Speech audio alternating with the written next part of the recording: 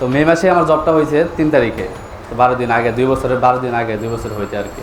তো যাই হোক, এই গ্যাপটা আসলে খুবই ক্ষতিকর এখানে, কারণ গ্যাপ দিলে 15 দিন গ্যাপ মানে 1 মাস পিছনে। এভাবে অনেক সময় অসুস্থজনিত কারণে বাড়িতে যেতে হয়, কিন্তু আসলে সবাই একটু সাবধানে থাকতে হবে, কারণ ঢাকায় আমরা জেলা থেকে যখন আসি বাইরে থেকে তখন বিভিন্ন আবহাওয়াজনিত কারণে দেখা যায় অসুস্থ হয়ে পড়ি। এই অসুস্থতার কারণে একটা গ্যাপ যায়, যে কারণে এই গ্যাপটা আসলে না হলে খুব ভালো হয়, কারণ গ্যাপের কারণে 1 মাস পিছিয়ে গেলে দেখা যায় কারণ এখানে প্রতিদিন এই তালতলা, আগারগাঁও বা ঢাকা শহরে প্রতিদিন নতুন লোক আসতেছে, প্রতিদিন। তো যে কারণে প্রতিদিনই বাড়তেছে। এই জন্য আমি যদি 15 দিন গ্যাপ দেয়, অন্যজন আমার সাথে এগিয়ে যাবে, তো তখন আমি পিছিয়ে পড়ব। তো যখন নাকি এখানে আসি, এখানে আসার পর ক্লাসগুলো ঠিকমতো করলাম, ক্লাস করার পর ইনশাল্লাহ তখন আমি আসলে 6 মাস রেগুলার ক্লাস করার পর তখন আমি মোটামুটি রিটার্নটা একটু ভালো হইতেছিল, মানে পরীক্ষা একটু ভালো হচ্ছিল। পরীক্ষা আসলে অনেক দিছি, 2 বছর প্রতি সপ্তাহে প্রতি শুক্রবার মানে আমাদের পরীক্ষা। তো শুক্রবার সকাল হলে আমাদের চলে যেতে হতো, যে ঠিকানায় লেখা থাকতো অ্যাডমিট কার্ডে সেখানেই চলে যেতে হতো। তো এইভাবে পরীক্ষা আসলে হিসেব করা হয়নি, কিন্তু কম দেওয়া হয়নি, অনেক পরীক্ষা দেওয়া হয়েছে। তো এভাবেই চলতেছিল জীবনযুদ্ধ। তো একটা সময় আমার প্রথম একটা পরীক্ষা টিকি, সেটা ছিল বাণিজ্য মন্ত্রণালয়ে, অফিস সহকারী কাম কম্পিউটার। সেখানে ভাইবা দিয়েছিলাম, আশা ছিল হবে, কারণ পরীক্ষাটা খুব ভালো হয়েছিল, ওইটা আমার প্রথম টিকা। তো ওইখানে রেজাল্ট দিল, কিন্তু হয়নি। তো খুবই হতাশ হয়েছিলাম, কারণ অনেকেই বলছিল যে ঢাকা জেলা হবে, বিভিন্ন কথা বলছিল। তাই আসলে রিজিক যেখানে লেখা থাকবে সেখানে যেতে হবে, এইটার বাইরে কিছু হবে না। তো চেষ্টা করতে থাকলাম, একটা গ্যাপে রেজাল্ট আসছিল, কারণ তখন একটু অসুস্থ হয়ে পড়ছিলাম, বাড়িতে গেছিলাম। ওই যে গ্যাপের বললাম, তো গ্যাপ দিলে আসলে পিছিয়ে যেতে হয়। তো আমরা এখানে কিছু ভাই ছিলাম, 7-8 জন মিলে একটা গ্রুপ করতাম। আসলে কোচিংয়ে আসলে ক্লাস করার পর যখন নাকি রিটার্নটা উঠে যায়, তখন আসলে পড়ার চাপ নিতে হয়। পড়ার চাপ যদি না থাকে তাহলে আসলে, কারণ আমরা এসে বাঙালি, অলসতা আমাদের সঙ্গী হিসাব করলে, তো চাপ যদি না থাকে তাহলে পড়াটা শেষ করতে ইচ্ছা করে, পড়ছি তো, কিন্তু একটা চাপ যদি থাকে রুটিনে যে এতটুকু পড়তেই হবে, কারণ গ্রুপে সবার সাথে পরীক্ষা দিতে হবে, আমাকে নাম্বার সবার সাথে ভালো পেতে হবে, তো সেটা চিন্তা করে হলেও পড়াটা হয়। এই জন্য গ্রুপটা আসলে খুবই জরুরি। আপনার যখন রিটার্নটা উঠে যাবে তখন আপনারা কয়েকজন মিলে সবাই মিলে একটা গ্রুপ করতে পারেন। গ্রুপটা খুবই উপকারী, কারণ এই গ্রুপ থেকে যে 1 সপ্তাহ পড়বেন, দেখবেন পরীক্ষায় যে হুবহু সেইগুলোই কমন পড়ে গেল, এতে ভালো লাগবে যে না পড়ছি, এই জন্য ডাইরেক্ট তখন আর কনফিউশন থাকবে না, সাথে সাথে লিখতে পারবেন, এটা খুবই ভালো। তো গ্রুপ করলে অনেকটা এগিয়ে যাওয়া যায়। ইভেন ওইখানে যদি লেগে থাকা যায় সরাসরি কোনো গ্যাপ না দিয়ে, ইনশাআল্লাহ আপনার সফলতা আপনার হাতে ধরা দিবেই।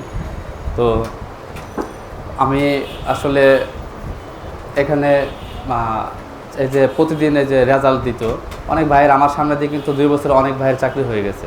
তো আসলে আমি ভাইবা বেশি দিইনি, আমার এটা দ্বিতীয় ভাইবা ছিল, দ্বিতীয় ভাইবাতে আমার জব হয়েছে, আর কিছু পেন্ডিং আছে এখনও।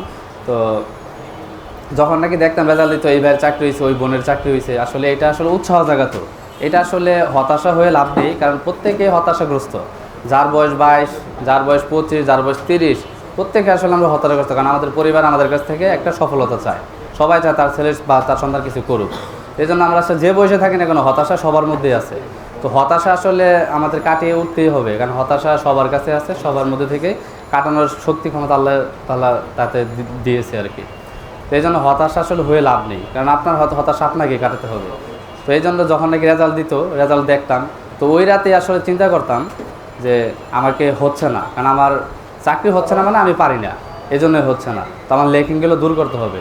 এই জন্য প্রতি রাতে ওই রাতে চিন্তা করতাম আমাকে আর কীভাবে ভালো করা যায়, কারণ আমার কী সাইডের সমস্যা আছে, আমি কি ফোন বা কোনো কিছুতে আমার সময় নষ্ট করতেছি, ব্যয় করতেছি, তো সেই ব্যয়টা না করে আমি ওইটা পড়ালেখায় কাজে লাগালাম। কারণ এইভাবে আস্তে আস্তে যখন আমি কাজে লাগালাম তখনই আসলে আমার দিন দিন আমার ইমপ্রুভ হচ্ছিল, পরীক্ষা ভালো হইতেছিল। পরীক্ষা ভালো হওয়ার পর আসলে পরীক্ষার প্রত্যেকটা ধাপই এক একটা কঠিন জিনিস। এই জিনিসটা আপনি পার না করলে আসলে বুঝবেন না। আপনার পরীক্ষা দিতে যান কেন্দ্রে, এখন দেখা যায় পরীক্ষার হলে বসে আপনার হয়তো বা তেমন করে নার্ভাস ফিল হয় না। তারপর আপনি যখন যাবেন প্র্যাকটিক্যালে, তখন আসলে নার্ভাস ফিল করে। অনেকে টাইপ করার সময় যে আমাদের টাইপ শিখি, হাত কাঁপে, এই হাত কাঁপার জন্য অনেকেই কতগুলো প্র্যাকটিক্যালি ফেল করছে, এটা আসলে বলে বোঝানো যাবে না। সেই জন্য প্রত্যেকটা ধাপ আপনাকে শিক্ষা দিবে। এই জন্য প্রত্যেকটা ধাপই আসলে আপনাকে ভালোভাবে, এই যে কোচিংয়ে যে আমরা সময় দিই, স্যার কিন্তু মাঝে মাঝে পরীক্ষা নেয়, 10 মিনিটের পরীক্ষা নেয়। এই পরীক্ষাটা কিন্তু অনেক উপকারী, কারণ সেখানে কিন্তু 10 মিনিটের পরীক্ষা নেয়। তো এই 10 মিনিট যে পরীক্ষাটা নেয়, এই পরীক্ষাটা আসলে অনেকে পারে, এইখানে দেখা যায় 200 জায়গায় 250 ওঠে, কিন্তু সেখানে 150 ওঠেনি। কারণ আসলে ওইখানে একটা স্নায়ু চাপ থাকে সবার মধ্যে, এই চাপটা কাজ করার কারণে অনেকে হাত কাঁপে, ইভেন অনেক সমস্যার কারণে দেখা যায় টাইপটা ওঠেনি, এসে মন খারাপ, আবার চেষ্টা করে। তো এইভাবেই এই জন্য কোচিংয়ের পরীক্ষাটা আপনারা সবাই দিবেন, টাইপ যে পারেন সমস্যা নেই। এই যে একটা অভ্যাস যে তৈরি হবে, এই অভ্যাসটা আসলে আপনাকে সেই দিন পাস করায় আপনার রেজাল্ট যখন আসবে তখন আপনি বুঝতে পারবেন যে না আসলেই কাজে লাগছে। এই জন্য আবার যখন ভাইবা দিবেন, ভাইবাও অনেক কঠিন জিনিস, সেখানে আসলে অনেক সময় স্যার যে প্রশ্ন করে পারি, কিন্তু আসলে উত্তর বের হয় না। আমি পারি, তারপর উত্তর বের হয় না। তো যাই, প্রত্যেকটা জিনিসই শিখতে হবে। প্রথমভাবে চাকরি হবে এমন আশা আসলে করাও ঠিক না। আল্লাহ যেখানে রাখছে সেখানেই হবে, এই জন্য লেগে থাকতে হবে। আর পরিশ্রম সবগার প্রস্তুতি, এটা সবাই জানেন। তো এখানে আসলে মেধাবীদের চাইতেও দেখা যাবে জেলা গোঠা বা বিভিন্ন কারণে আপনার জেলা গোঠায় আপনার চাইতে 1 নম্বর বেশি পেয়েছে, কিন্তু আপনি ভালো পরীক্ষা দিচ্ছেন আশা করেন, কিন্তু আপনার চাইতে একজন বেশি দিয়ে সে চাকরিটা নিয়ে গেল। এই জন্য চাকরি আসলে কখন হবে বলা যাবে না, কোনটা হবে সেটাও বলা যাবে না। এই জন্য পরিশ্রম আপনাকে দিন দিন পরিশ্রম এত বাড়াতে হবে। তাহলে আল্লাহর কাছ থেকে দোয়া করবেন যেন আমি সুস্থ থাকি, কারণ সুস্থ থাকলে পরিশ্রম করা সম্ভব। এই জন্য সুস্থ থাকতে হবে, আর পরিশ্রম করলে ইনশাল্লাহ সফলতা আসবেই। আমিও পেয়েছি, আপনারাও পাবেন। এখানে সবাই কেউ পিছনে যায় না, তবে লেগে থাকতে হবে। এখানে লেগে থাকার কোনো বিকল্প নেই। অনেকে আমাদের একটু সমস্যা হয়, ফিনান্সিয়াল প্রবলেম থাকে, তো তাই সবাই যেন আজকে থেকে বা যে যার সিরিয়াস হয়ে যায়, কারণ সিরিয়াস না হলে আসলে পড়ালেখা হয় না। আর পড়ালেখার ভিতর থেকেই এইটা সফলতাটা বেরিয়ে আসে।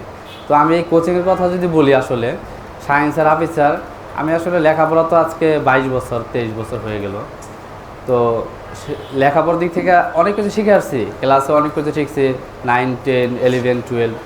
তবে আশা করি একটা কথা সত্য করে বলবো, আমি যে ম্যাথ এই যে হাফিজ স্যারের কাছ থেকে পড়ছি তার কথা না বললেই নয়। তালতলা সবাই জানে, এখানে আসলে বলে কিছু বলার দরকার নেই। এখানে তালতলা আপনি যাকেই বলবেন, অন্য কোচিংয়ের রাস্তায় যে এই যে আপনারা যে পরীক্ষা দিতে যাবেন, তখন যদি আপনি বলেন কোচিংয়ের কথা, কোন কোচিংয়ে পড়েন, যে প্যানাসিয়া, তো সে বলবে, সে অটোমেটিক বলবে হাফিজ স্যার কেমন আছে, বা যদি তার শুভাকাঙ্ক্ষী হয়। ওনাকে সবাই চিনে, আসলে তালতলা আসলে ওনার পরিচয় দেওয়ার মতো কোনো কিছু নেই। আর ওনার যে অঙ্কের বা ম্যাথের যে টেকনিক, আসলে হ্যাঁ এখন তো সারা বাংলাদেশে ছড়িয়ে গেছে, কারণ সব আপনারা এক একজন এক এক জেলা থেকে আসছেন, এভাবে আসলে ছড়িয়ে গেছে। তো ওনার যে টেকনিক, আসলে এটা আপনারা ক্লাস করলে বুঝতে পারবেন, আর কিছু ভিডিও দেখলেও বুঝতে পারবেন। ওনার আসলে তুলনা নেই।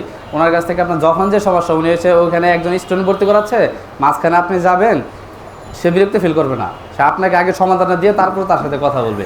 তুমি আসলে এমন, তো তার কথা বলবো কি। আর সায়েন্স স্যার, উনি আসলে একটা মানুষ যে নাকি কারোর সাথে কোনো রকম দুমুখী সম্পর্ক রাখে না।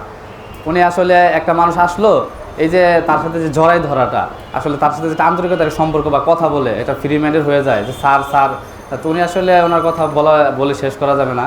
উনি আসলে দেখবেন, থাকবেন, ওনার কাছে যা চাবেন পাইবেন না বলে এমন কিছু নাই।